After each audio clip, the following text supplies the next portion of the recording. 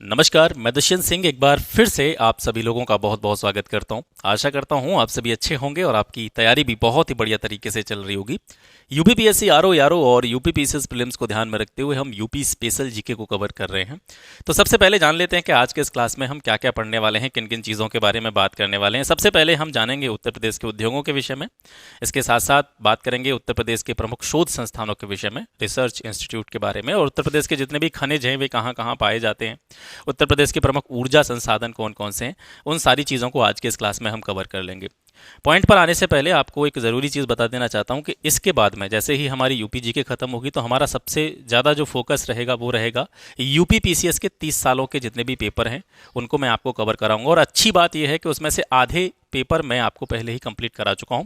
एक separate playlist जो है इस चैनल पर बनी हुई है जिसमें यूपी पीसीएस के 1991 से लेकर के 2023 तक के जितने भी पेपर हुए हैं उनको मैं आपको कंप्लीट कराऊंगा। आधे पेपर मैं आपको पहले कंप्लीट करा चुका हूं बहुत अच्छी एक्सप्लेनेशन के साथ में, और उसमें मैंने बहुत सारी एक्स्ट्रा चीज़ें ऐड ऑन करी हैं।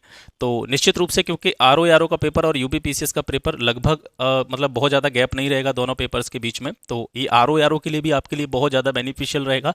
इसके साथ साथ आरओ के बाद में जो यूपी पीसीएस का प्रीलिम्स होगा उसके लिए भी उसको आप जो है देख सकते हैं, वहाँ से आपको काफ़ी सारे क्वेश्चन डायरेक्टली पेपर में देखने को मिलेंगे।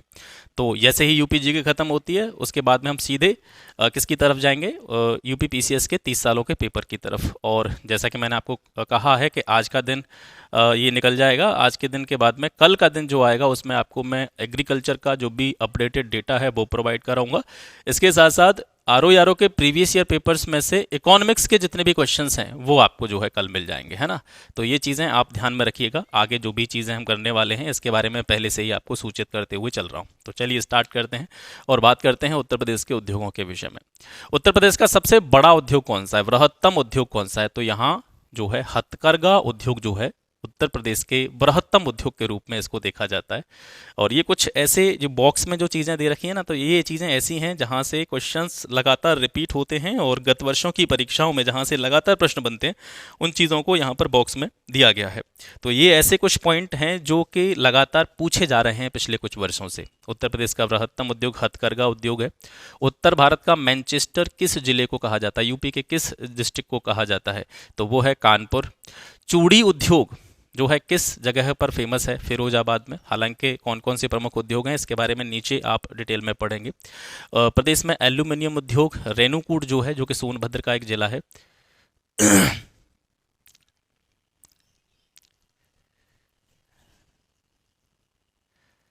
सोनभद्र का रेणुकूट जो है ये प्रदेश में एल्यूमिनियम उद्योग के लिए जाना जाता है।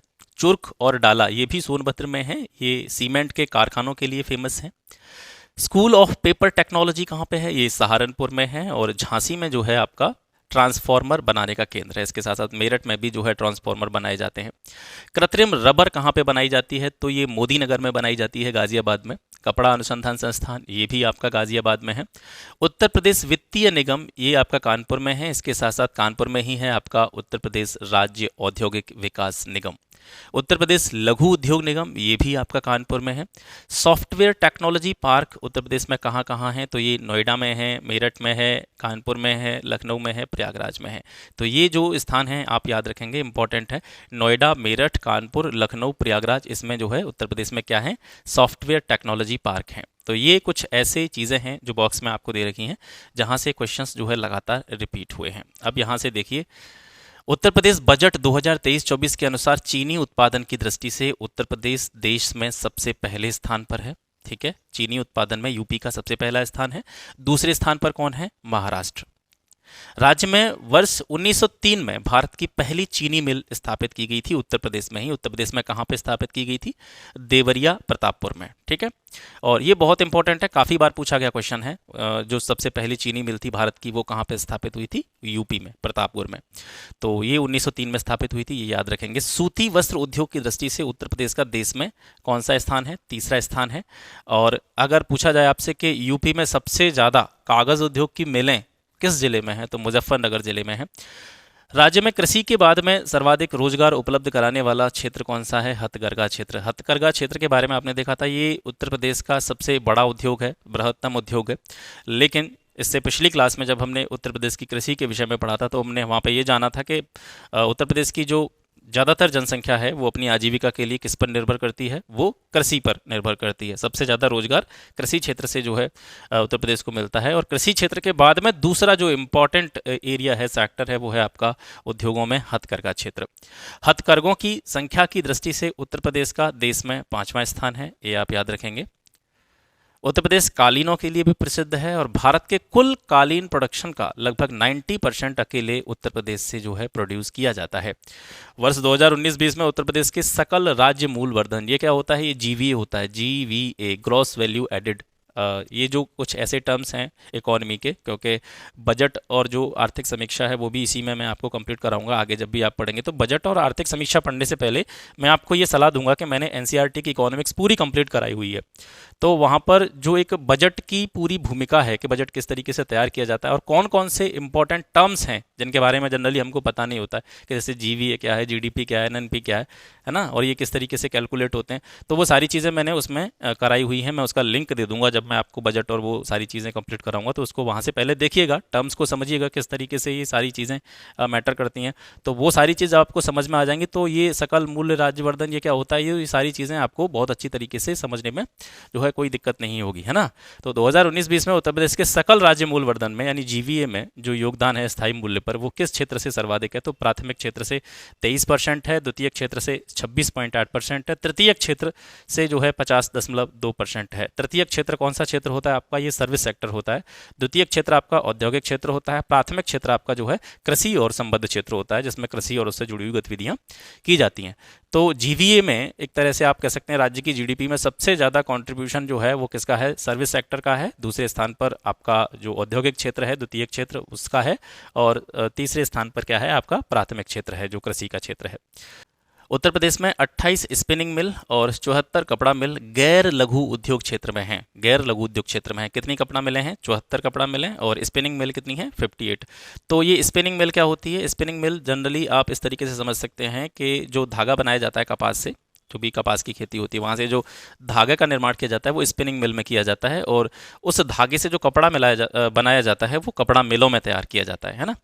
राज्य की भौगोलिक सीमा के भीतर वाणिज्य कर विभाग का गठन 20 जोनों, 75 डिवीजनों, 446 सेक्टर कार्यालयों में किया गया है। ये जरूरी नहीं है, इसको याद रखना, क्योंकि जो जरूरी चीज़ें हैं याद करने की उनको मैंने पहले ही अंडरलाइन किया हुआ है या उस पर मैंने टिक लगाया हुआ है, तो उन चीज़ों पर आपको ज़्यादा फोकस करना है। ये केवल मैं आपको पढ़ करके बता रहा हूँ। वाणिज्य कर का संभागीय कार्यालय 93 स्थानों पर स्थापित है। ईज ऑफ डूइंग बिजनेस को बढ़ावा देने के लिए सभी जोन्स में 21 कॉर्पोरेट सर्किल स्थापित किए गए हैं तथा मुख्यालय लखनऊ में एक ऑयल कॉर्पोरेट सर्किल की स्थापना की गई है। तो ये जो है ज़रूरी चीज़ें नहीं है, और ज़रूरी चीज़ें हैं उनको मैं आपको बताते चलूँगा, ठीक है। अब यहाँ पर आप इसको देखिएगा, ये इंपॉर्टेंट है। आगरा, गाजियाबाद, अलीगढ़, फर्रुखाबाद, कन्नौज, हाथरस, मेरठ, बागपत और आगरा, ये सभी जिले जो आपको नज़र आ रहे हैं इसमें आलू निर्यात जोन स्थित हैं, ठीक है।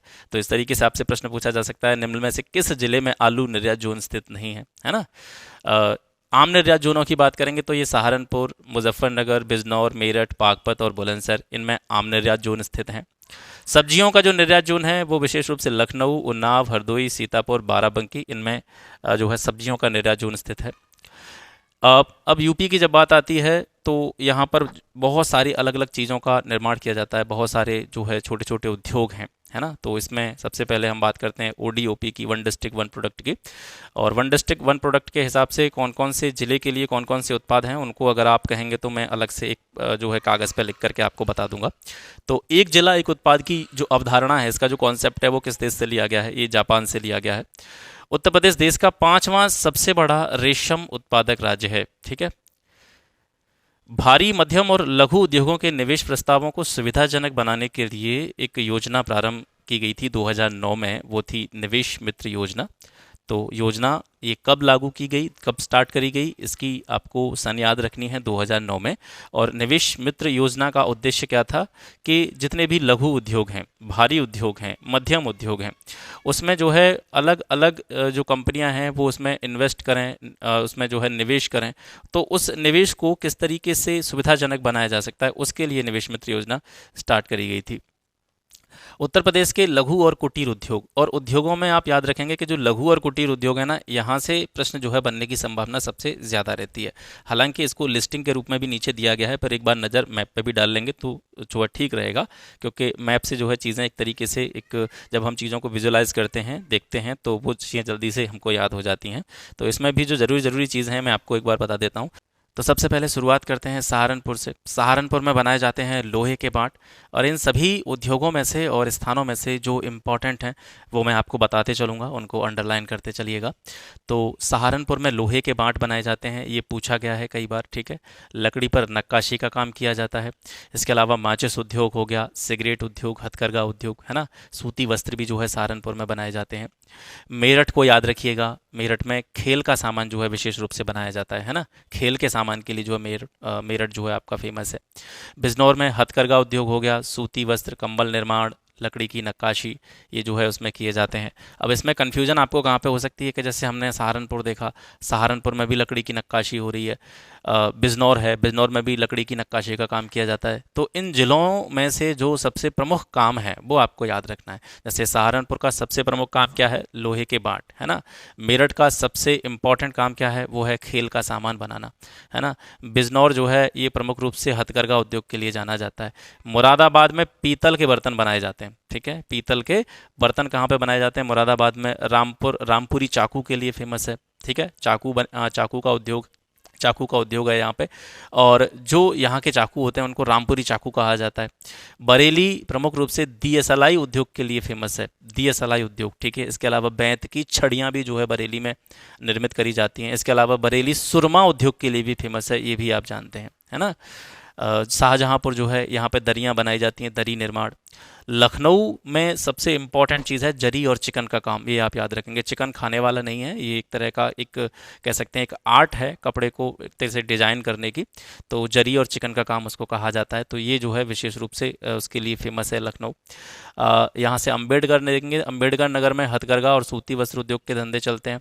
इसके अलावा गोरखपुर जो है वो जूट उद्योग के लिए फेमस है। देवरिया की बात करेंगे तो देवरिया घरेलू सजावटी सामान पर जो बुनाई वगैरह होती है ना, कढ़ाई वगैरह होती है। इसके अलावा रेडीमेड कपड़े हैं वो देवरिया में बनाए जाते हैं। इसके अलावा वाराणसी में देखेंगे तो वाराणसी भी जो है जरी और चिकन के काम के लिए जाना जाता है। अब आपको अगर क्वेश्चन दिया जाएगा तो जैसे जरी चिकन का काम पूछ रहा है तो उसमें वाराणसी और लखनऊ एक साथ नहीं देगा ऑप्शन में, ये आप याद रखेंगे। अगर एक साथ दे दिया तो फिर वो क्वेश्चन जो है विवादित हो जाता है। तो इस तरीके की चीज़ें आपको देखने को नहीं मिलेंगी। तो इधर से आपको याद रखना है लखनऊ, लखनऊ में भी जरी और चिकन का काम होता है, और वाराणसी में भी जरी और चिकन का काम होता है। इसके अलावा लकड़ी के खिलौने जो है विशेष रूप से वाराणसी में बनाए जाते हैं। गलीचा निर्माण की भी जो है छोटे छोटे उद्योग हैं वो वाराणसी में केंद्रित हैं। यहाँ से आप देखेंगे मिर्ज़ापुर, मिर्ज़ापुर जो है दरी निर्माण, ऊनी वस्त्र उद्योग और गलीचा निर्माण के लिए जाना जाता है, कालीन वगैरह जो होती हैं। यहाँ पर देखेंगे आप जौनपुर, ठीक है। जौनपुर जो है इत्र और सुगंधित तेल के लिए जाना जाता है। इसके अलावा कन्नौज भी जो है आपका इत्र और सुगंधित तेल के निर्माण के लिए जाना जाता है। और इन दोनों में से जो ज़रूरी है, कन्नौज और जौनपुर में से, तो वो याद रखेंगे सर्वाधिक जो है इत्र निर्माण या इत्र नगरी के नाम से भी फेमस है वो आपकी कन्नौज है। तो ये जौनपुर आ गया और कन्नौज आ गया, इन दोनों में इत्र और सुगंधित तेल का निर्माण किया जाता है। दोनों चीज़ें आपको एक साथ नहीं देगा, है ना, ये चीज़ें आपको याद रखनी है। तो कन्नौज जो है इसको कन्नौज को इत्र नगरी भी कहा जाता है, यहाँ पर इत्र और सुगंधित तेल का निर्माण किया जाता है। आगरा जो है विशेष रूप से चमड़ा उद्योग के लिए फेमस है। आगरा के अलावा आप देखेंगे तो कानपुर भी चमड़ा उद्योग के लिए फेमस है। आगरा और कानपुर दो ऐसे ज़िले हैं उत्तर प्रदेश के जो चमड़ा उद्योग के लिए, लेदर इंडस्ट्री के लिए जाने जाते हैं। तो इसमें से भी किस तरीके से प्रश्न बनते हैं जब हम लिस्टिंग देखेंगे नीचे तो वहाँ पर समझेंगे। तो आगरा में जरदोजी कला हो गई, गलीचा निर्माण हो गया, या आपका साबुन उद्योग हो गया, मिट्टी खिलौने, लोहे के बांट। तो लोहे के बांट में आप आगरा को याद नहीं रखेंगे, लोहे के बांट में मैंने आपको ऊपर बता दिया है पहले से ही, सहारनपुर जो है फेमस है लोहे के बांटों के लिए। फिरोजाबाद कांच की चूड़ियों के लिए। और हालांकि जब ऐसी कन्फ्यूजन वाली चीज़ें होती हैं तो पूछी भी नहीं जाती हैं, तो ये भी आपको बिल्कुल इस तरीके से चिंतित नहीं होना है। फिरोजाबाद कांच की चूड़ियों के लिए फेमस है। कांच की और भी चूड़ियों के अलावा जो कांच के जो भी और अन्य चीज़ें होती हैं, सजावटी सामान होता है, वो भी फिरोजाबाद में बनाया जाता है। फिरोजाबाद को इसी वजह से, क्योंकि चूड़ियाँ बनाई जाती हैं तो इस वजह से इसको सुहाग नगरी के नाम से भी जाना जाता है, ये याद रखेंगे, ठीक है। और हाथ से कागज़, ये इंपॉर्टेंट है, इसको याद रखिएगा। जालौन में हाथ से कागज़ तैयार किया जाता है, कालपी में, ठीक है। झांसी जो है औषधि निर्माण के लिए जानी जाती है। और मैंने यहाँ पे आगरा को आपको बताया था, चमड़ा उद्योग आगरा में भी है। और कानपुर में भी जो है चमड़ा उद्योग जो है बहुत बड़ा चमड़ा उद्योग पाया जाता है कानपुर में। तो चमड़ा उद्योग हो गया, जूट उद्योग हो गया, ऊनी वस्त्र उद्योग हो गया, हौजरी उद्योग हो गया, औषधि निर्माण, ये सारी चीज़ें जो है कानपुर में होती हैं। लेकिन ये सब सेकेंडरी चीज़ें हैं, प्राइमरी चीज़ जो है कानपुर की वो क्या है, चमड़ा उद्योग है ना। तो यहाँ से इन चीज़ों को आप याद रखेंगे। अब यहाँ से इन चीज़ों की लिस्ट दे रखी है उत्तर प्रदेश में प्रमुख उद्योग। तो यहाँ से आप देखेंगे पहले जो बड़े बड़े उद्योग हैं उनको देखते हैं, उसके बाद में जो लघु और कुटीर उद्योग हैं उनको देखेंगे। तो उद्योगों में डीजल लोकोमोटिव वर्क्स, ये आपका कहाँ पे है, ये वाराणसी के मडुआ डीह में है। पूछा गया क्वेश्चन है, इस वजह से मैंने उसको पहले से ही टिक कर रखा है। सिंगरौली कोयला खान, इस पर मैंने टिक इसलिए नहीं किया है क्योंकि जब आप ज्योग्राफी पढ़ रहे थे तो वहाँ पर सिंगरौली का नाम कई बार आया, तो ये आपको पता भी होगा। सिंगरौली कोयला खान ये आपका सोनभद्र में है, सिंगरौली में। मॉडर्न बेकरीज ये कानपुर में है। इंडियन टेलीफोन इंडस्ट्रीज ये आपका रायबरेली में है, ठीक है। इसके अलावा नैनी प्रयागराज में भी जो है टेलीफोन इंडस्ट्री है, और आपके गोंडा के मनकापुर में भी है। कृत्रिम अंग निर्माण लिमिटेड ये आपका कानपुर में है। तेल शोधक कारखाना, ये सभी तेल शोधक कारखाने मैं ज्योग्राफी में आपको बता चुका हूँ, तो यहाँ पर इस वजह से मैंने इनको टिक नहीं किया है। हिंदुस्तान एल्यूमिनियम कॉरपोरेशन हिंडाल्को जो है ये आपका रेणुकूट में है, सोनभद्र में। चमड़ा रंगाई एवं जूता संस्थान ये आपका कहाँ पे है, कानपुर में है। भारतीय पंप्स एंड कंप्रेशर्स लिमिटेड ये आपका प्रयागराज के नैनी में है। सीमेंट कारखाना ये आपको मैं ज्योग्राफी में बता चुका हूँ, इस वजह से मैंने यहाँ पर टिक नहीं किया है। सीमेंट कारखाने कहाँ पे हैं, सोनभद्र में है, चुर्क और डाला। हिंदुस्तान एरोनॉटिक्स लिमिटेड ये कई बार पूछा गया है, ये लखनऊ, कानपुर और अमेठी में है। भारत इलेक्ट्रॉनिक्स लिमिटेड ये आपका गाजियाबाद में है। यहाँ से आप देखेंगे स्कूटर्स इंडिया लिमिटेड लखनऊ। और उर्वरक कारखाने कहाँ कहाँ पे हैं, गोरखपुर में है, गोंडा में है, प्रयागराज के फूलपुर में है, कानपुर में है और बरेली के आंवला में है। इसमें से दो जो स्थान हैं ये बार बार रिपीट होते रहते हैं प्रश्न पत्रों में, आप देखते होंगे, एक फूलपुर और एक आंवला, इनको आप याद रखेंगे, ठीक है। उत्तर प्रदेश में। प्रदेश में प्रमुख लघु और कुटीर उद्योगों की बात करते हैं तो कालीन एवं दरियाँ ये कहाँ कहाँ बनाई जाती हैं, मिर्ज़ापुर में, भदोही में, आगरा में, वाराणसी में, बरेली में। सबसे फेमस स्थान कौन सा है कालीन और दरियों के लिए, मिर्ज़ापुर, तो उसको आप याद रखेंगे। कंबल मुजफ्फरनगर, नजीबाबाद, लावण इन स्थानों पर बनाए जाते हैं, तो इसमें से कंबलों के लिए प्रमुख स्थान के रूप में आप मुजफ्फरनगर को याद रखेंगे। रेशमी साड़ियाँ ये वाराणसी, ठीक है। चिकनकारी का काम लखनऊ। अब यहाँ पर आपकी जो कन्फ्यूजन है वो दूर हो जाएगी। यहाँ पर आप देखेंगे, देखिए जो रेशमी साड़ियाँ हैं वो वाराणसी में बनाई जाती हैं। चिकनकारी के काम के लिए विशेष रूप से आप लखनऊ को याद रखेंगे। और जरी व चिकन पर गोटे का काम, मतलब जो अलग से बॉर्डर तैयार किया जाता है, जो भी साड़ियाँ वगैरह बनाई जाती हैं, जो कपड़े बनाए जाते हैं, कपड़े का जो बॉर्डर होता है वो गोटा बोलते हैं उसको। तो जरी व चिकन पर गोटे का काम जो होता है वो लखनऊ और वाराणसी दोनों में होता है। पीतल की मूर्तियाँ ये मथुरा में बनाई जाती हैं, तो मूर्तियों के लिए आप मथुरा को याद रखेंगे, ठीक है। पीतल की मूर्तियों के लिए आप मथुरा को याद रखेंगे। बर्तनों के लिए आप मुरादाबाद को याद रखेंगे विशेष रूप से। वाराणसी, मिर्ज़ापुर इसको बेसिक याद न करें, लेकिन मूर्तियों के लिए मथुरा को याद रखें। पीतल की मूर्तियों की बात कर रहे हैं। पीतल के बर्तनों के लिए आप मुरादाबाद को याद रखें। और पीतल के जो घंटे होते हैं जो मंदिरों में लगाए जाते हैं उसके लिए आप जलेसर को याद रखें, ठीक है। एटा जिला में जो एक टाउन पड़ता है जलेसर, वहाँ पर जो है विश्व स्तरीय उद्योग है घंटों का, है ना। बर्तनों पर कलई और नक्काशी, बर्तनों पर कलई पेंटिंग और नक्काशी के लिए मुरादाबाद को जाना जाता है। लोहे के बांट सहारनपुर और आगरा में बनाए जाते हैं, दोनों आगे। सबसे बड़ा उद्योग बांटों का जो है वो सहारनपुर में है, उसके बाद में आगरा में है। अलीगढ़ ताले के लिए फेमस है, ताला उद्योग जो है अलीगढ़ में है। चाकू उद्योग रामपुर और कैंची उद्योग जो है आपका ये मेरठ में है। तो यहाँ से आपकी जो कन्फ्यूजन है मैं आशा करता हूँ वो दूर हो गई होगी, है ना। अब यहाँ से देखते हैं लकड़ी और फर्नीचर। लकड़ी के खिलौने, अब जब बात आएगी लकड़ी के खिलौनों की तो लखनऊ और वाराणसी। और लकड़ी का जो भी खेल का सामान होता है, बैट वगैरह, जैसे क्रिकेट वगैरह खेलते हैं, तो उसके लिए मेरठ है, प्रमुख रूप से क्या है, मेरठ। और सेकेंडरी तौर पर आगरा। तो खेल के सामान के लिए आप मेरठ को याद रखेंगे। लकड़ी के खिलौनों की बात आएगी तो लखनऊ और वाराणसी को याद रखेंगे। बेंत की छड़ियाँ जो हैं ये बरेली में बनाई जाती हैं। लकड़ी पर नक्काशी का काम अगर किया जाता है तो वो सहारनपुर में, ठीक है। मिट्टी के खिलौने आगरा और आजमगढ़ जो है मिट्टी खिलौनों के लिए फेमस है। चूड़ी उद्योग फिरोजाबाद। हाथ से कागज़ बनाना मथुरा और कालपी जालौन में। हाथ की छपाई के लिए फर्रुखाबाद जाना जाता है। कत्था उद्योग ये इंपॉर्टेंट है, इसको याद रखिएगा। कत्था उद्योग ये जो है आपका बरेली में केंद्रित है। उत्तर प्रदेश के प्रमुख शोध संस्थानों को देखते हैं। तो यहाँ पर तो बहुत सारे शोध संस्थान हैं, लेकिन उसमें से याद आपको सारे नहीं रखने हैं। वैसे आपको बहुत सारे याद भी होंगे, तो जो ज़रूरी हैं उन्हीं को मैं आपको बताऊंगा यहाँ से, ठीक है। कौन कौन से आपको विशेष रूप से याद रखने हैं। केंद्रीय आलू अनुसंधान संस्थान, सेंट्रल पोटैटो रिसर्च सेंटर आपका मेरठ में है, इसको याद रखिएगा, है ना।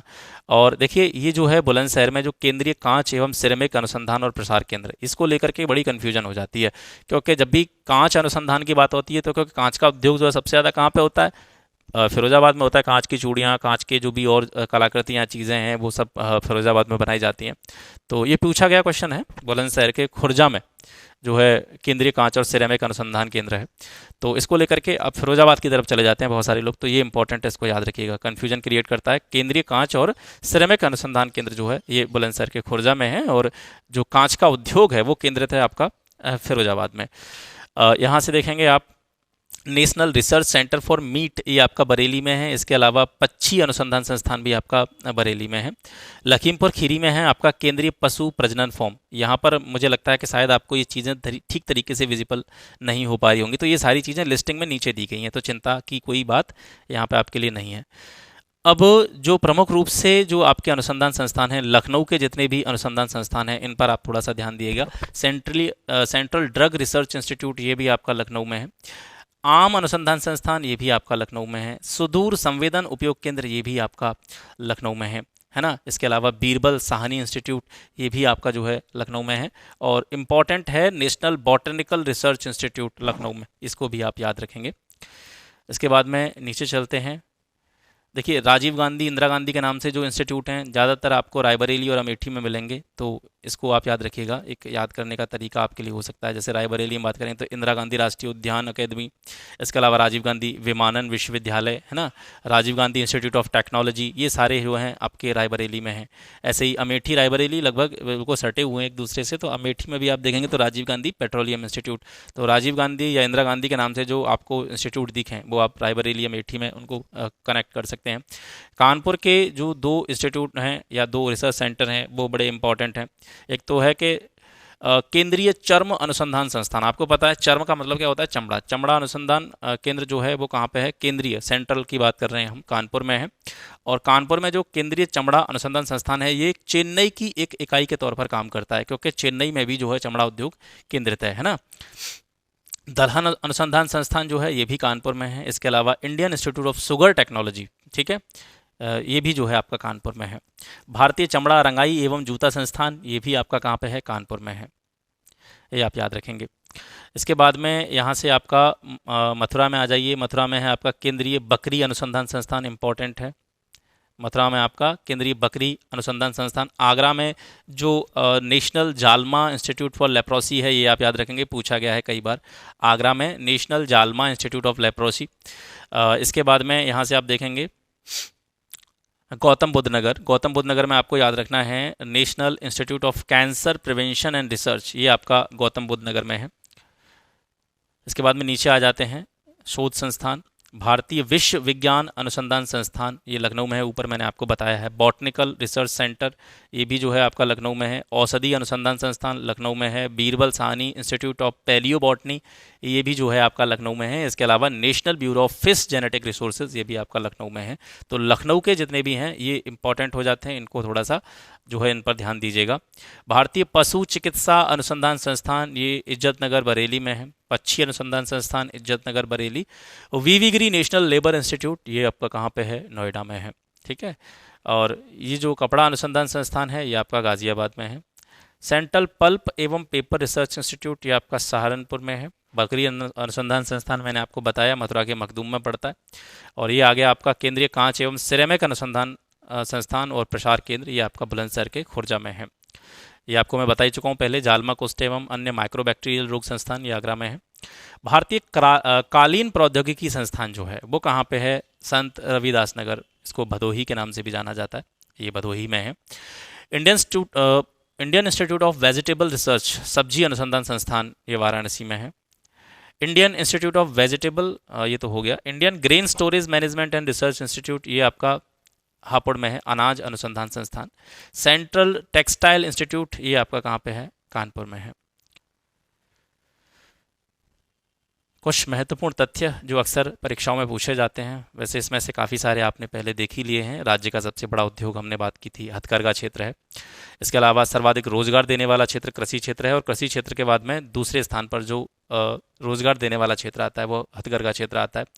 औद्योगिक विकास दर सर्वाधिक किस पंचवर्षीय योजनाओं में जो है देखी गई थी? तो 10वीं पंचवर्षीय योजना में उत्तर प्रदेश में सबसे ज़्यादा औद्योगिक विकास दर थी। और न्यूनतम औद्योगिक विकास दर किस पंचवर्षीय योजना में देखी गई थी? तो वो 9वीं पंचवर्षीय योजना में देखी गई थी। न्यूनतम 9वीं में, सर्वाधिक 10वीं में। पहली चीनी मिल देवरिया के प्रतापपुर में। उत्तर भारत का मैनचेस्टर कानपुर। अफीम कारखाना कहाँ पे है? गाजीपुर में। एकमात्र अफीम कारखाना है उत्तर प्रदेश का गाजीपुर में। ट्रांसफार्मर बनाने का कारखाना, सबसे बड़ा कारखाना झांसी में है, इसके अलावा मेरठ में भी है। सिंगरौली जो है सोनभद्र का, ये कोयला खनन उद्योग के लिए जाना जाता है। इसके अलावा नरौरा जो है बुलंदशहर में, ये जो है आपका परमाणु ऊर्जा संयंत्र है, इसके लिए यहाँ पे जो है ये देखा जाता है। बांसुरी का उद्योग कहाँ पे है? ये पीलीभीत में है बांसुरी उद्योग। टेराकोटा ये गोरखपुर में है। डीएसएलआई उद्योग प्रमुख रूप से बरेली और सहारनपुर में केंद्रित है। इसके अलावा प्रयागराज, मेरठ और रामपुर में भी डीएसएलआई उद्योग देखा जाता है। औद्योगिक क्षेत्र, पार्क और सिटी। निर्यात संवर्धन औद्योगिक पार्क ये आपका कहाँ पे है? ग्रेटर नोएडा में है, और ये राज्य का पहला निर्यात संवर्धन औद्योगिक पार्क है। ठीक है। इसके अलावा आगरा में भी जो है निर्यात संवर्धन औद्योगिक पार्क है, लेकिन पहला वाला कहाँ पे है? ग्रेटर नोएडा में है। इलेक्ट्रॉनिक सिटी ये भी नोएडा में है। Knowledge park greater Noida. Leather technology park Unnao. Tronica city कहाँ पे है? ये गाजियाबाद में है। निकेडा सिटी ये कहाँ पे है? आपका कानपुर में है। जैव प्रौद्योगिकी पार्क, बायोटेक्नोलॉजी पार्क, ये आपका लखनऊ में है। लॉयन सफारी कहाँ पे है? इटावा में है। प्लास्टिक सिटी ये औरैया में है।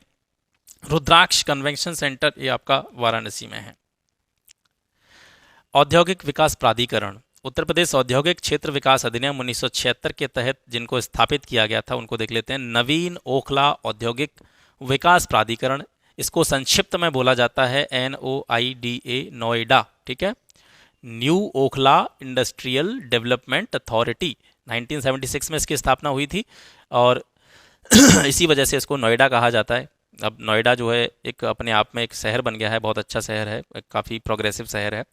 तो बहुत से लोगों को नहीं पता होता कि नोएडा दरअसल कोई नाम नहीं है, बल्कि ये किसी बड़े नाम का एक संक्षिप्त रूप है। गोरखपुर औद्योगिक विकास केंद्र, इसी प्रकार से जो गोरखपुर औद्योगिक विकास प्राधिकरण, इसको गीडा के नाम से जाना जाता है। 1989 में इसकी स्थापना हुई थी। इसके आप यहाँ देखेंगे सतहरिया औद्योगिक विकास प्राधिकरण, इसको सीडा कहा जाता है। 1989 में इसकी स्थापना हुई थी जौनपुर परिक्षेत्र के लिए। वृहद नवीन ओखला औद्योगिक विकास प्राधिकरण, जैसे आपने देखा था नवीन ओखला औद्योगिक विकास प्राधिकरण, उसको नोएडा कहते थे। अब उसका एक बड़ा रूप बनाया गया 1991 में, जब नोएडा में ये प्रयोग किया गया था। तो नोएडा में इसका सफल प्रयोग किया गया, और उसके बाद में उसके बेनिफिट्स भी मिले। इसके बाद में ग्रेटर नोएडा का निर्माण किया गया, जिसको पूरा नाम अगर देखेंगे तो उसको कहेंगे कि वृहद नवीन ओखला औद्योगिक विकास प्राधिकरण ग्रेटर नोएडा। तो ये 1991 याद रखेंगे। विशेष आर्थिक क्षेत्र, स्पेशल इकोनॉमिक जोन, भारत सरकार द्वारा निर्यात के प्रोत्साहन के लिए 2000-2001 में घोषित आयात निर्यात नीति। तो पहला पॉइंट आपको यहाँ से मिल गया कि आयात निर्यात नीति कब घोषित की गई थी? तो ये 2000-2001 के आसपास। विभिन्न राज्यों में इस आयात निर्यात नीति के फलस्वरूप क्या खोले गए थे? स्पेशल इकोनॉमिक जोन स्थापित किए गए थे, विशेष आर्थिक क्षेत्र स्थापित किए गए थे। भारत सरकार द्वारा अप्रैल 2000 में विशेष आर्थिक क्षेत्र नीति 2000 जारी की गई, और मई 2005 में संसद के द्वारा विशेष आर्थिक क्षेत्र अधिनियम 2005 पारित किया गया। तो विशेष आर्थिक क्षेत्र अधिनियम कब पारित किया गया? 2005 में। ठीक है, ये आप याद रखेंगे। और विशेष आर्थिक क्षेत्र नीति कब जारी की गई? ये 2000 में जारी की गई। 2002 में उत्तर प्रदेश विशेष आर्थिक विकास प्राधिकरण अधिनियम पारित किया गया। इसके अलावा 2007 में उत्तर प्रदेश संशोधित विशेष आर्थिक क्षेत्र नीति जारी की गई। 2005 में विशेष आर्थिक क्षेत्र नीति जारी की गई, उसके बाद में उसके 2 साल बाद 2007 में संशोधित रूप से विशेष आर्थिक क्षेत्र नीति जो थी वो जारी की गई। ठीक है। 27 सितंबर 2021 तक अगर उत्तर प्रदेश में स्पेशल इकोनॉमिक जोन्स की स्थिति देखें तो औपचारिक स्वीकृत प्राप्त स्पेशल इकोनॉमिक जोन्स जो हैं उनकी संख्या 24 है। अधिसूचित स्पेशल इकोनॉमिक जोन्स की संख्या 21 है। 27 सितंबर 2001 की स्थिति के अनुसार उत्तर प्रदेश में कुल 14 संचालित विशेष आर्थिक क्षेत्र हैं जो कि संचालित किए जा रहे हैं। उनके नाम आपको यहाँ पर दे रखे हैं और इनको आपको याद करने की ज़रूरत नहीं है, केवल एक बार देख लीजिएगा, पढ़ लीजिएगा। ठीक है। नोएडा हो गया, Moradabad special economic zone, SCL technology limited Noida में। इसके अलावा मोजर bear India limited greater Noida में है। विप्रो लिमिटेड ये भी ग्रेटर नोएडा में है। सीव्यू डेवलपर्स लिमिटेड ये भी नोएडा में है।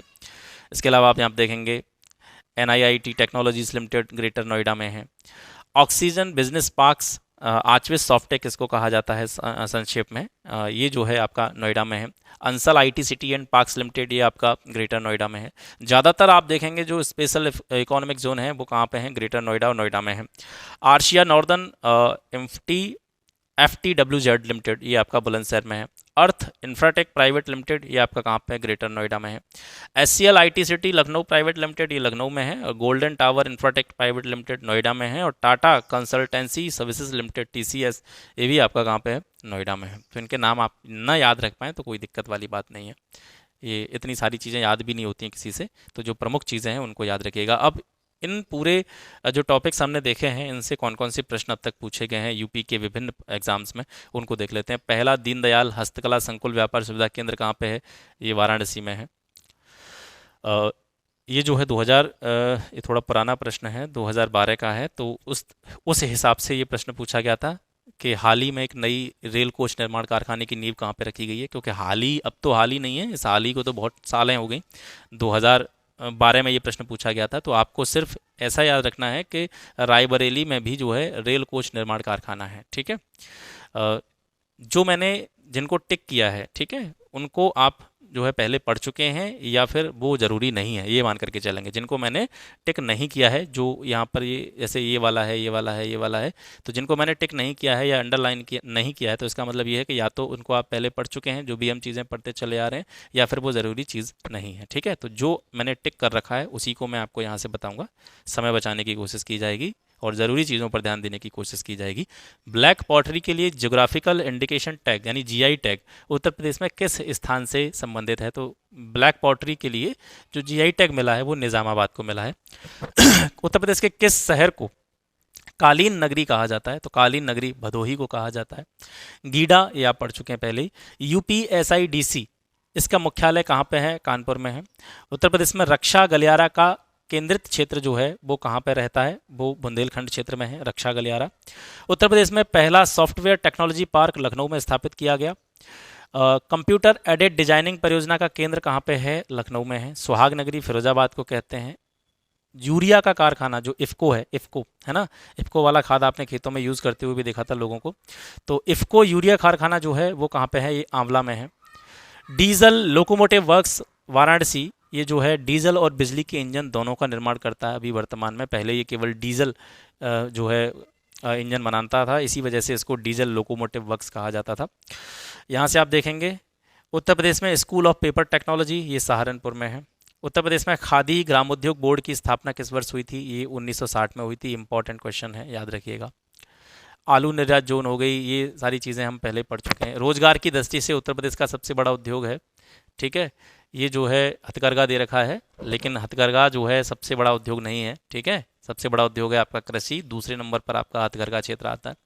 औद्योगिक विकास की दृष्टि से उत्तर प्रदेश का कौन सा क्षेत्र सबसे ज़्यादा विकसित हुआ है? मतलब उत्तर प्रदेश के जैसे क्षेत्रों में अगर विभाजन किया जाए, जैसे बुंदेलखंड क्षेत्र हो गया, पूर्वी उत्तर प्रदेश हो गया, पश्चिमी उत्तर प्रदेश हो गया, तो पश्चिमी उत्तर प्रदेश जो है वो जो है सबसे ज़्यादा औद्योगिक विकास की दृष्टि से जो है डेवलप्ड है। दियसलाई उद्योग का प्रमुख केंद्र बरेली में है। दादरी, चुनार, चुर्क, डाला ये सभी सीमेंट कारखाने जो हैं, ये जो है दादरी का नाम आ जाए, चुनार का नाम आ जाए, चुर्क या डाला का नाम आ जाए, ये सभी सीमेंट कारखाने के लिए जाने जाते हैं। उत्तर प्रदेश का परंपरागत उद्योग माना जाता है चीनी उद्योग। उत्तर प्रदेश के किस नगर में कृत्रिम अंग बनते हैं? आर्टिफिशियल जो कह सकते हैं पार्ट हैं बॉडी के, वो बनते हैं, वो है आपका कानपुर। उत्तर प्रदेश का कौन सा जनपद लुगदी, कागज और गत्ते के उत्पादन के लिए प्रसिद्ध है? वो बिजनौर है। राज्य चर्म विकास एवं विपणन निगम लिमिटेड ये आपका आगरा में है। सुरमा उद्योग के लिए बरेली जाना जाता है, मैंने आपको पहले ही बताया था। काष्ठ नक्काशी मतलब लकड़ी पर नक्काशी का जो घरेलू उद्योग है, उत्तर प्रदेश का कौन सा नगर इसके लिए जाना जाता है? तो सहारनपुर है। Mahavir jute mills limited Uttar Pradesh की एकमात्र कार्यरत जूट मिल ये कहाँ पे है? ये गोरखपुर के सहजनवा में है। उत्तर प्रदेश की एकमात्र कार्यरत जूट मिल है, तो इस वजह से ये इंपॉर्टेंट हो जाता है। आगे देखते हैं UPSIDA, UPSIDA इसका फुल फॉर्म क्या है? उत्तर प्रदेश राज्य औद्योगिक विकास प्राधिकरण। फर्रुखाबाद जो है इसमें सबसे ज़्यादा होती है हाथ की छपाई, हाथ के द्वारा जो है मतलब कह सकते हैं एक तरीके से मशीनों के द्वारा नहीं, हाथ के द्वारा जो है छपाई का कार्य किया जाता है, वो फर्रुखाबाद में किया जाता है, सबसे ज़्यादा किया जाता है। इस वजह से फर्रुखाबाद जो है हाथी छपाई का जो कला है उसका एक सिनोनिम बन गया है, पर्यायवाची बन गया है। प्रमुख आभूषण बाजार उत्तर प्रदेश के किस शहर में स्थित है? तो मेरठ में जो है आभूषण बाजार स्थापित है। उत्तर प्रदेश में भारतीय वाणिज्य एवं उद्योग मंडल, जिसको संक्षेप में कहा जाता है एसोचैम, एसोचैम की स्थापना किस वर्ष की गई थी? तो ये 1994 में की गई थी। इसके बाद में ये जो चीज़ें हैं ये हम पहले से डिस्कस कर चुके हैं। आगे देखते हैं। उत्तर प्रदेश का एक छोटा सा शहर अपनी लाल मिट्टी के सजावटी बर्तनों के लिए जाना जाता है, तो वो कौन सा है? चुनार। ठीक है, लाल मिट्टी के सजावटी बर्तन बनाए जाते हैं चुनार में। राज्य में व्यवसाय स्थापित करने के उद्देश्य से उद्योग बंधु उत्तर प्रदेश सरकार का एक ISO 9001 एक प्रमाणित स्तरीय निकाय है। यह सभी औद्योगिक अनुमोदनों को समाहित करता है। तो ये कितने स्तर पर काम करता है? तो ये 3 स्तर पर काम करता है। भारत से सॉफ्टवेयर निर्यात की दृष्टि से उत्तर प्रदेश कौन से स्थान पर है? दूसरे स्थान पर है। उत्तर प्रदेश राज्य में कौन सा शहर मुरादाबाद उत्तर प्रदेश राज्य में कौन सा शहर पीतल के बर्तन और हस्तशिल्प के लिए फेमस है? तो वो मुरादाबाद है, पहले पढ़ चुके हैं। मथुरा, डिगबोई और पानीपत में जो रिफाइनरीज हैं, परिष्करण शालाएं हैं, किसके द्वारा स्थापित की गई हैं? ये IOCL के द्वारा स्थापित की गई हैं, इंडियन ऑयल कॉरपोरेशन लिमिटेड। आगे देखते हैं। ये सारी चीज़ें जो मैं छोड़ रहा हूँ, आप ये मत समझिएगा कि मैं इसको ऐसे ही छोड़ते जा रहा हूँ। ये सारी चीज़ें आप पहले पढ़ चुके हैं, तो ज़्यादा उस पर ध्यान देने की ज़रूरत नहीं है। तो देखिए, भारतीय रेल कोच निर्माण इकाई आधुनिक रेल कोच फैक्ट्री यानी मॉडर्न कोच फैक्ट्री कहाँ पे स्थित है? ये रायबरेली में है। धातु की कला, रंगीन तामचीनी और जटिल नक्काशी, इसके लिए उत्तर प्रदेश में मुरादाबाद फेमस है। एसोचैम यूपी एक राज्य स्तरीय वाणिज्य और उद्योग का प्रमुख चैम्बर ऑफ ट्रेड है, जो निजी, सहकारी और सार्वजनिक क्षेत्रों में बड़ी, मध्यम और छोटी इकाइयों का क्या करता है? प्रतिनिधित्व करता है। एसोचैम यूपी का पूरा रूप क्या है, यानी इसकी फुल फॉर्म क्या है? The associated chambers of commerce and industry of Uttar प्रदेश।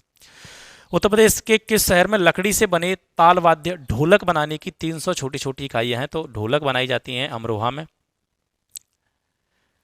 चीनी मिट्टी की चीज़ों के लिए कौन सा स्थान फेमस है? तो खुर्जा में जो है चीनी मिट्टी के बर्तन बनाए जाते हैं, या और भी जो चीज़ें होती हैं, मूर्तियाँ वगैरह होती हैं चीनी मिट्टी की, वो जो है खुर्जा में बनाई जाती हैं। इलेक्ट्रॉनिक सिटी ये आपकी कहाँ पे है? नोएडा में है। कास्ट बिल के लिए कौन सा शहर अपने पूरे कह सकते हैं विश्व में विख्यात है? तो जलेसर। कास्ट बिल मतलब जो घंटा होता है धातु का, उसके लिए जो है जलेसर जो है पूरे वर्ल्ड में जो है अपनी जो कला है उसके लिए जाना जाता है। उत्तर प्रदेश का कौन सा जिला काली मिट्टी के बर्तनों के लिए फेमस है? तो काली मिट्टी के बर्तन विशेष रूप से आजमगढ़ में बनाए जाते हैं, है ना। तो ये सारी चीज़ें हो गई। इसके बाद में हम बात करते हैं उत्तर प्रदेश के खनिज और ऊर्जा संसाधनों के विषय में। उत्तर प्रदेश में भूतत्व खनिकर्म निदेशालय की स्थापना कब की गई थी? तो ये 1955 में की गई थी। और भूतत्व खनिकर्म निदेशालय का जो मुख्यालय है वो कहाँ पे है? ये लखनऊ में है। इसके अलावा 23 मार्च 1974 को राज्य खनिज विकास निगम की स्थापना की गई और दिसंबर 1998 में प्रथम खनिज नीति की घोषणा की गई थी। ठीक है, और इसी खनिज नीति के तहत खनिज विकास को उद्योग का दर्जा दिया गया था। ठीक है, 1998 से। इसके बाद में हम देखते हैं प्रमुख खनिज और उन खनिजों से जुड़े हुए जो क्षेत्र हैं, कहाँ कहाँ पर जो है ये खनिज पाए जाते हैं। ये इंपॉर्टेंट चीज़ें हैं, सारे याद नहीं करने हैं जो मैं बता रहा हूँ, बस उतने देख लीजिएगा। कोयला के लिए सिंगरौली फेमस है, सोनभद्र में। बॉक्साइट पाया जाता है आपका चित्रकूट में, बांदा में, वाराणसी में, ललितपुर में। चूना पत्थर के लिए गुरमा, कनाच, बाबूहारी यानी मिर्जापुर में है ये स्थान। और कजराहट ये सोनभद्र में, ये चूना पत्थर के लिए जाने जाते हैं। एंडोलिसाइड ये कई बार पूछा गया है, इंपॉर्टेंट है, याद रखिएगा। एंडोलिसाइड, ठीक है। एंडोलिसाइड ये जो है मिर्जापुर और सोनभद्र में पाया जाता है। पायराइट्स पाया जाता है आपका सोनभद्र और बांदा में। सेल खड़ी के लिए झांसी और हमीरपुर। फायर क्ले ये इंपॉर्टेंट है, कई बार पूछा गया है, ये मिर्जापुर और सोनभद्र में पाई जाती है फायर क्ले। संगमरमर के लिए मिर्जापुर और सोनभद्र ये जो है बहुत ज़्यादा फेमस है। चाइना क्ले आपका सोनभद्र और बांदा में पाया जाता है। उत्तर प्रदेश में सोना कहाँ पे पाया जाता है? तो ये सोनभद्र और ललितपुर में पाया जाता है। फेल्सपार इंपॉर्टेंट है, कई बार पूछा गया है, याद रखिएगा। फेल्सपार खनिज जो है ये झांसी में पाया जाता है। डायस्पोर खनिज झांसी, महोबा, ललितपुर, हमीरपुर। एक चीज़ आप देखेंगे कि जितने भी खनिजों के बारे में हम बात कर रहे हैं, जब हम उत्तर प्रदेश का मैप देखते हैं, उत्तर प्रदेश का जब हम मैप देखते हैं, ठीक है, उत्तर प्रदेश का जब हम मैप देखते हैं तो सर्वाधिक खनिज पट्टी जो है वो आपकी इस क्षेत्र में देखने को मिलती है। ठीक है, सर्वाधिक खनिज जो है वो इस क्षेत्र में पाए जाते हैं। जब आप मैप में देखेंगे, आगे इसका मैप दिया गया है कि कौन कौन से खनिज किस किस स्थान पर पाए जाते हैं। तो इसका कारण क्या है ये आप देखेंगे कि उत्तर प्रदेश का जो दक्षिणी पठारी प्रदेश है, जिसको मैंने हाईलाइट किया हुआ है, ये जो है भारत के मैप में अगर इसको देखें आप, यानी भारत का मैप देखें, इंडिया का नक्शा देखें, उस इंडिया के नक्शे में फिर आप किसको देखें, उत्तर प्रदेश को देखें, तो उत्तर प्रदेश का जो दक्षिणी भाग है, दक्षिण का पठारी प्रदेश है, ये भारत के प्रायद्वीपीय पठार का ही उत्तरी विस्तार है। ठीक है, यानी ये जो हिस्सा है ये भारत के जो प्रायद्वीपीय पठार है उसका उत्तरी भाग का ही विस्तार है आपका उत्तर प्रदेश का दक्षिण का पठारी प्रदेश। तो क्योंकि जो प्रायद्वीपीय पठार है वो भी खनिज दृष्टि से संपन्न है, इस वजह से उत्तर प्रदेश के इस दक्षिणी हिस्से में ही खनिजों का सर्वाधिक संकेंद्रण देखने को मिलता है। ये आप नीचे देखेंगे तो डायस्पोर जो है ये आपका झांसी, महोबा, ललितपुर, जितने भी जिले आ रहे हैं ना, ये आप ये देखेंगे मैप में कि ये सबसे ज़्यादा जिले उसी बेल्ट में पड़ते हैं, दक्षिण के पठारी प्रदेश में पड़ते हैं। ग्रेनाइट जो है बांदा, हमीरपुर, ललितपुर, महोबा, सोनभद्र, झांसी, ये सारे दक्षिण के पठारी प्रदेश के जिले हैं, ये वहीं पर जो है पाए जाते हैं। सॉरी, हीरा जो है कहाँ पाया जाता है यूपी में, ये बांदा और मिर्ज़ापुर में पाया जाता है। एस्बेस्टस ये मिर्ज़ापुर और झांसी के बड़ागांव क्षेत्र में। यूरेनियम ये बहुत बार पूछा गया है, यूरेनियम और लौह अयस्क के जो भंडार हैं उत्तर प्रदेश में वो कहाँ पे हैं, ये ललितपुर में पाए जाते हैं। अब यहाँ से कुछ महत्वपूर्ण चीज़ें, उत्तर प्रदेश का जो एंडालुसाइट है और डायस्पोर खनिज है, संसाधन की दृष्टि से देश में इसका प्रमुख स्थान है। उत्तर प्रदेश में देश का 78% एंडालुसाइट और 37% डायस्पोर पाया जाता है। ठीक है, इसको आप याद रखेंगे। उत्तर प्रदेश खनन नीति 2017, ये 30 मई 2017 को इसको मंजूरी दी गई थी, और इसके बारे में अंदर डिटेल में जाने के लिए आपको ज़रूरत नहीं है, क्योंकि हमको सिर्फ ऑब्जेक्टिव क्वेश्चंस देखने हैं। खनिज नीति 30 मई 2017 को इसको मंजूरी मिली, याद रखना है तो इतना याद रख लीजिएगा। अब यहाँ पर आप मैप में देखेंगे तो देखिए खनिजों का सर्वाधिक संकेंद्रण कहाँ पे है, यही मैं आपको बताने की कोशिश कर रहा था। ये आप देखेंगे, ये जो है दक्षिण का पठारी प्रदेश है ना, और इस दक्षिण के पठारी प्रदेश में ही सर्वाधिक खनिजों का संकेंद्रण है। तो इनके नाम फिर दोबारा से रिपीट करने की ज़रूरत नहीं है, बस एक बार इस मैप को या तो स्क्रीनशॉट ले लीजिएगा या आपके पास बुक हो तो उस बुक में देख लीजिएगा। ये प्रमुख जो ज़िले हैं इनको याद रखिएगा, है ना। और जो जो ज़रूरी चीज़ें हैं वो आप जब लिस्टिंग में पढ़ रहे थे अभी तो वहाँ पे देख चुके हैं, तो बार बार इनको रिपीट करने की ज़रूरत नहीं है। खनन नीति जब 2017 में लागू की गई थी, 30 मई 2017 को जब इसको मंजूरी मिली थी, तो इसमें कुछ इसके उद्देश्य रखे गए थे कि किस उद्देश्य के साथ में ये जो खनिज नीति है ये लागू की जा रही है। तो इसमें से एक दो पॉइंट है वो आप याद रखिएगा कि जैसे अभी 17 के बाद में अभी 23 चल रहा है, तो 5 वर्षों के लिए ये जो है रखी गई थी, तो 22 निकल गया। तो इस वजह से ये प्रश्न थोड़ा जो है इम्पोर्टेंट क्वेश्चन की कैटेगरी में नहीं आता है। बस जो नीतियां कब लागू की गई इस तरीके के प्रश्न जो है आगे तक पूछे जाते रहे हैं और पूछे जाते रहेंगे। राज्य के कुल राजस्व प्राप्ति में खनिजों से जो राजस्व आएगा उसके हिस्से को 1.80% ग्रोथ करने के उद्देश्य से जो है ये खनिज नीति लागू की थी, यानी 17 में लागू की गई थी। और लक्ष्य ये था कि आगामी 5 वर्षों में, यानी 2022 तक जो है ये जो 1.8% था पहले खनिजों से प्राप्त जो राजस्व होता था, उसको 5 वर्षों में 3% तक जो है ग्रोथ करने के उद्देश्य से ये लागू की गई थी, है ना। इसके अलावा निजी पूंजी के निवेश को प्रोत्साहन और उद्यमिता का विकास हो, इस वजह से इस नीति को लागू किया गया था। उत्तर प्रदेश के ऊर्जा संसाधन यहाँ पे आप देखेंगे, यहाँ से प्रश्न जो है देखने को मिलता है, ये इंपॉर्टेंट है, इनको आप देखिएगा। पनकी ताप विद्युत परियोजना ये आपका कहाँ पे है, कानपुर में है। हरदुआगंज ताप विद्युत परियोजना ये जो है इसका निर्माण किस देश के सहयोग से किया गया था, रूस के सहयोग से किया गया था। 1942 में इसकी स्थापना हुई थी हरदुआगंज ताप परियोजना की, तो इसको याद रखेंगे। इसके अलावा गौतम बुद्ध नगर में देखेंगे आप तो दादरी विद्युत परियोजना है आपकी। आंवला ताप विद्युत परियोजना ये आपकी बरेली में है। ऊंचाहार ताप विद्युत परियोजना ये आपका रायबरेली में है। टांडा ताप विद्युत परियोजना आपकी अंबेडकर नगर में है ना। औरैया ताप विद्युत केंद्र तो ये औरैया में ही होगा। शक्ति नगर सुपर ताप विद्युत परियोजना और रिहंद ताप विद्युत केंद्र ये दोनों सोनभद्र में है। और मेजा ताप विद्युत केंद्र जो है आपका कहाँ पे है, ये प्रयागराज में है। इंपॉर्टेंट है, कई बार पूछा गया है, याद रखिएगा। यहाँ देखेंगे आप बुलंदशहर में नरौरा परमाणु केंद्र 1991 में इसका निर्माण किया गया और 220 मेगावाट की क्षमता के 2 संयंत्र जो है यहाँ पर स्टार्ट किए गए थे। पारीछा ताप विद्युत परियोजना ये आपका कहाँ पे है, झांसी में है, बेतवा नदी पर। ललितपुर में है आपका माता टीला जल विद्युत परियोजना और राजघाट जल विद्युत परियोजना, ये जो है राजघाट जल विद्युत परियोजना है, मध्य प्रदेश और उत्तर प्रदेश की संयुक्त परियोजना है, दोनों स्टेट्स को इससे लाभ होता है। ओबरा ताप विद्युत केंद्र और अनपरा ताप विद्युत केंद्र ये दोनों कहाँ पे हैं? आपके सोनभद्र में हैं। इसके अलावा ओबरा जल विद्युत केंद्र और रिहंद बांध जल विद्युत परियोजना ये भी सोनभद्र में है। राष्ट्रीय ताप विद्युत निगम यानी NTPC, national thermal power corporation के द्वारा उत्तर प्रदेश में कौन कौन से संयंत्र स्थापित किए गए हैं? इस तरीके से भी क्वेश्चन यहाँ से बन सकता है कि निम्न में से कौन सा संयंत्र जो है एनटीपीसी के द्वारा स्थापित नहीं है? तो याद रखेंगे दादरी, टांडा और ऊंचाहार, सिंगरौली और रिहंद, ये जो 5 हैं स्टार्टिंग के, दादरा, टांडा, ऊंचाहार, सिंगरौली और रिहंद, ये जो ताप विद्युत संयंत्र हैं ये कोयला पर आधारित हैं। ठीक है, एनर्जी का सोर्स जो है इनमें क्या है? कोयला है। औरैया और दादरी गौतम बुद्ध नगर में जो एनटीपीसी द्वारा स्थापित संयंत्र है वो गैस आधारित है। उत्तर प्रदेश राज्य विद्युत निगम के ताप विद्युत संयंत्र, तो अनपरा ये सोनभद्र में है, ओबरा सोनभद्र में है, हरदुआगंज अलीगढ़ में है, पारीछा झांसी में है, ऊपर आप मैप में भी इनको देख चुके हैं। उत्तर प्रदेश में जल विद्युत परियोजनाओं को देखेंगे तो यहाँ से जो 2 जल विद्युत परियोजनाएं हैं उनको आप विशेष रूप से याद रखेंगे, माता टीला और राजघाट, ये कई बार पूछी जा चुकी हैं। इसके अलावा रिहंद भी जो है कई बार पूछा गया है, तो इनको आप विशेष रूप से याद रखेंगे। माता टीला जो है ये ललितपुर में है, बेतवा नदी पर है। राजघाट ये भी ललितपुर में है, बेतवा नदी पर है। खारा जल विद्युत परियोजना ये सहारनपुर में है, असन नदी पर। और आपकी निर्गजनी जो जल विद्युत परियोजना है ये मुजफ्फरनगर में है और ऊपरी गंगा नहर के ऊपर इसको बनाया गया है। रिहंद जल विद्युत परियोजना ये सोनभद्र में है, रिहंद नदी पर। उत्तर प्रदेश का एकमात्र परमाणु संयंत्र कहाँ पे है? बुलंदशहर के नरोरा में स्थापित है। नरोरा परमाणु संयंत्र में ये मैंने आपको पहले बता दिया है कि 220 मेगावाट क्षमता के 2 रिएक्टर कार्यरत हैं।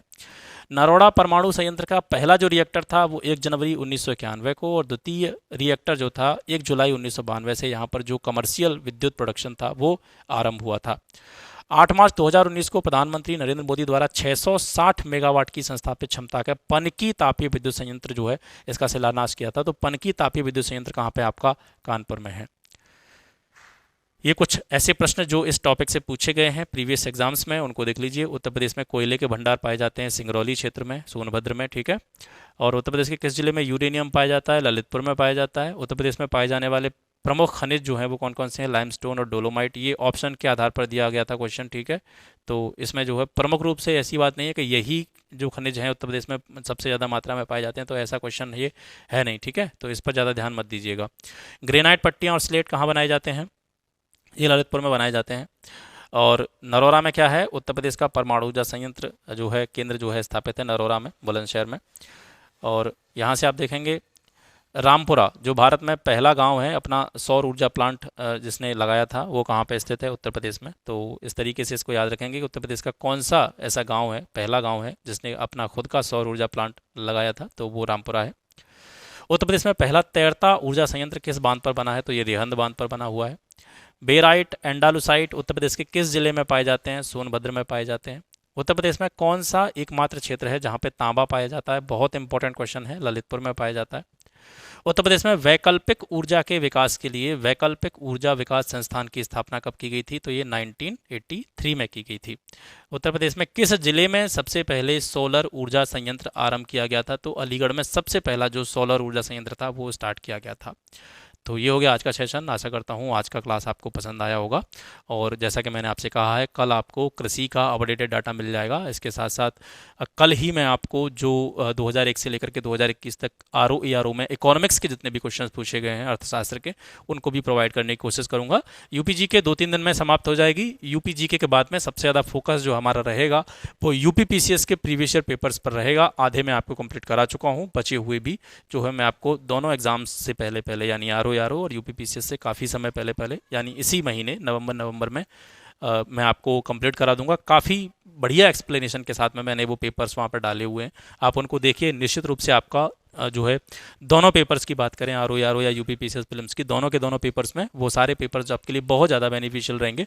बहुत ज़्यादा हेल्प जो है आपको उस पेपर से आपको मिलेगी। ठीक है, तो चैनल के साथ में बने रहना है। क्लास अच्छा लगता है तो उसको अपने मित्रों के साथ में शेयर करना है। तो मिलते हैं आपसे फिर एक नेक्स्ट वीडियो में एक नए टॉपिक के साथ में। तब तक के लिए नमस्कार, जय हिंद।